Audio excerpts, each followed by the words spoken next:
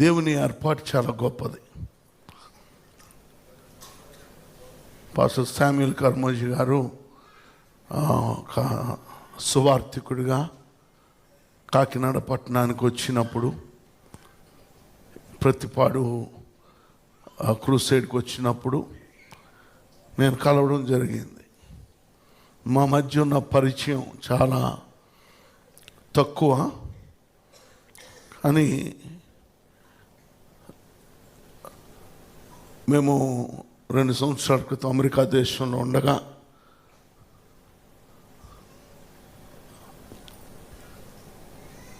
మాకు ఒక phone call వచ్చింది. ఆ ఫోన్ కాల్తో మళ్ళీ మేము ఫోన్ చేసి దైవజనులతో మాట్లాడినప్పుడు మరి శ్రేష్ఠ విషయమై వారు మాట్లాడడం జరిగింది. మాకు ఊహకు కూడా అందంది. మేము వారికి ఇలాగ శ్రేష్ఠ అనే అమ్మాయి ఉందని కానీ, లేకపోతే వారిలాగున వారి కుమార్తెను చేసుకోమని అడుగుతారని కూడా మేము అనుకోలేదు. మేము తిరిగి భారతదేశానికి వచ్చాక మమ్మల్ని రమ్మని వారి ఇంటికి ఆహ్వానించారు. మేము నేపాల్ వెళ్తున్నాం. నేను అంకిత్ నేపాల్ వెళ్తూ ఒక ముందు రోజు సాయంకాలం మేము రావడం జరిగింది. ఆ రాత్రి మేము దాదాపు 11-12 అవుద్దేమో వారి గృహానికి వెళ్ళాం. ఆ రాత్రి మేము కూర్చొని 2 కుటుంబాలు మేము మాట్లాడుకున్నప్పుడు తెల్లవారుజామున 3 అయింది. 3ంటికి మేము భోజనం చేసాం. వారు మాట్లాడుతుంటే ఎవరో బయట వాళ్ళతో మాట్లాడినట్లు అనిపించలేదు. చాలా ఆత్మీయులతో మాట్లాడినట్టుగా, చాలా ప్రియమైన వాళ్ళతో మాట్లాడినట్టుగా అనిపించింది. ఆ రాత్రి మా అంగీకారం తెలియచేసాం, వారి అంగీకారం వారు తెలియచేశారు. మరి అంతా వెంటనే ఒక టైం కూడా ఎక్కువ లేదు. అవన్నీ ఎంగేజ్మెంటు, తర్వాత మ్యారేజ్ అన్ని నెల రోజుల్లోనే ఎంగేజ్మెంట్ తర్వాత మ్యారేజ్ కూడా జరిగిపోవడం. ఆ తర్వాత అద్భుతమైన శుభవార్త మా గృహాల్లో దేవుడు వినిపించాడు. అదే అయాన్ వారి కడుపును పడ్డాడని. మేమందరం మొదటి నుంచి ఎందుకో నమ్ముతాం, దేవుడు కుమారుడిని అంకిత్ శ్రేష్ఠులకి ఇస్తాడని. 40 దినాలు వారు ఉపవాస ప్రార్థనలు వారు చేస్తూ, నేను ఆ మందిరంలో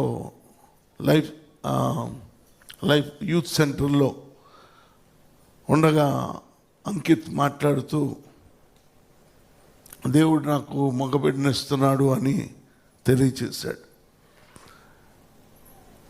అది చాలా వైరల్ అయిపోయింది. అయితే దేవుడు అద్భుతంగా మగబిడ్డనిచ్చాడు. మగబిడ్డని ఇచ్చినప్పుడు మేము చాలా సంతోషించాం. తర్వాత కొంచెం ఇబ్బందులు పడాల్సి వచ్చింది. అనారోగ్య సమస్య తలెత్తింది. కానీ ఎంత భయపడ్డామో అంత తేలిగ్గా ప్రభు స్వస్థపరిచాడు. ఆ బిడ్డను స్వస్థపరిచి ఒక అద్భుతమైనటువంటి బహుమానంగా మా కుటుంబాలకు ఇచ్చాడు. అంకిత్ ఇక్కడుంటే, అయాన్ స్టీఫెన్ ఇక్కడుంటే మా గుండెలేదోలాగా కొట్టుకుపోతూ ఉంటారు. అయ్యాను మా దగ్గర లేడని. మా దగ్గరుంటే మా చెల్లెమ్మ, మా బావగారు హృదయం గుండెలు కొట్టుకుపోతూ ఉంటాయి. ఇక్కడుంటే మేము వీడియోలో చూసి మురిసిపోతూ ఉంటాం, అక్కడుంటే వీళ్ళు వీడియోలో చూసి మురిసిపోతూ ఉంటారు. కానీ పెద్ద దూరం కూడా కాదు. కాకినాడ విశాఖపట్నం కేవలం 2.5 గంటల ప్రయాణం.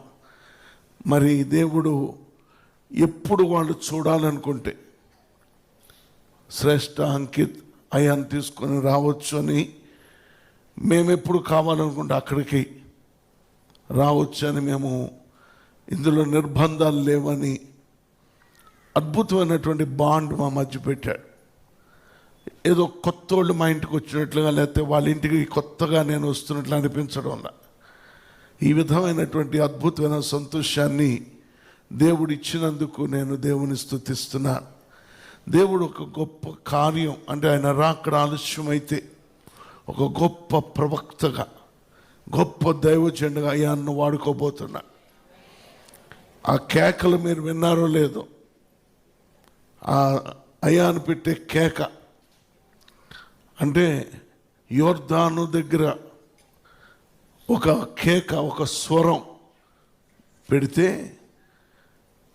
బాప్తిస్మకుడైన యోహాను యోర్దాన్లోని కేక పెడితే బెతబరా వరకు వినబడేదట. అయాను కేక అక్కడ పెడితే విశాఖపట్నం వినబడుతుంది.